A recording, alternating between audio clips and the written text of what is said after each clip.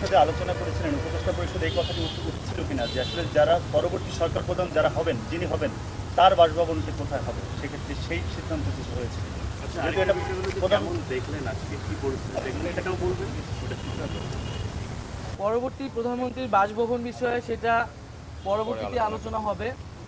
এখন আমাদের যে প্রধান উপদেষ্টা ডক্টর মোহাম্মদ ইউনূস, তিনি যেখানে আছেন যমুনাতে, তিনি সেখানেই থাকবেন।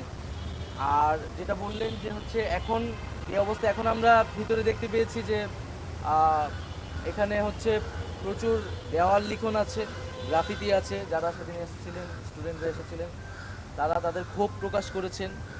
এবং এখানে অনেকে মানে কিছু ফার্নিচার, আসবাবপত্র যেগুলো হচ্ছে লুটপাট হয়েছিল, সেগুলো কিন্তু মানুষ আবার রেখে গেছে, সেগুলোও সংরক্ষণ করা হয়েছে। এবং ভাঙচুর রয়েছে, মানুষের ক্ষোভের বহিঃপ্রকাশ পুরা বিল্ডিংটার চারিদিকে আসলে ছড়িয়ে রয়েছে। আমরা চেষ্টা করব সেই ক্ষোভগুলোকে যথাসম্ভব ইনটেক রেখেই জাদুঘরের কার্যক্রমটা করা। আর একটা জিনিস জানবার ছিল আমার, সেটা হচ্ছে যে ধরেন এটা তো এত বছর ধরে প্রধানমন্ত্রীর আবাস হিসেবে ছিল, অনেক প্রধানমন্ত্রী ছিলেন, সেই হিসেবে কোনো ঐতিহাসিক নিদর্শনকে মনে হচ্ছে সেটাও রক্ষা করা দরকার। এই 1 টাকা দিয়ে তো মালিকানা নিয়ে নেওয়া হয়েছিল না?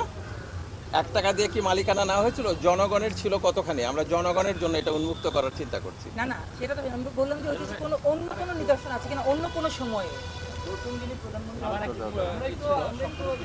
যে আসলে আমাদের আপনারা যেটা বললেন যে দীর্ঘ 16 বছরের পুঞ্জীভূত ক্ষোভ থেকেই কিন্তু এই বাংলাদেশের এবং জনগণের মালিকানা কিন্তু কেড়ে নেওয়া হয়েছিল, যেটা বাস্তবতা। এখন বিষয়টা হলো যে এই আন্দোলনে ছাত্র জনতার অভ্যুত্থানে আমাদের এখনও যে পরিমাণ ছাত্র জনতা বিভিন্ন হাসপাতালে, কারো হাত নাই, কারো পা নাই, কারো দুটো চোখ গিয়েছে, এবং সব মানে কিশোর পার হয়নি, একটা বাচ্চা, এটা আমার পছন্দ হচ্ছে এইসব কথা বলতে গিয়ে। এখন এদের বিষয়ে যারা শহীদ হয়েছেন তাদের পরিবারগুলো তো আমাদের রাষ্ট্রের দায়িত্ব নিতেই হবে।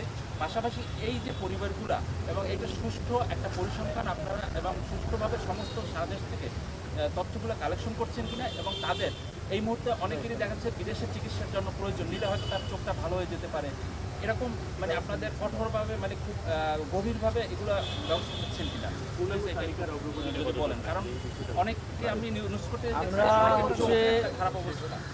এই মাসেই আমরা কিন্তু শহীদ পরিবার যতটুকু আমরা তালিকা করেছি, তালিকা প্রায় শেষের দিকে, এবং সেই শহীদ পরিবারদের নিয়ে আমরা এই মাসে একটি স্মরণ সভার আয়োজন করবো বেশ বড় করে।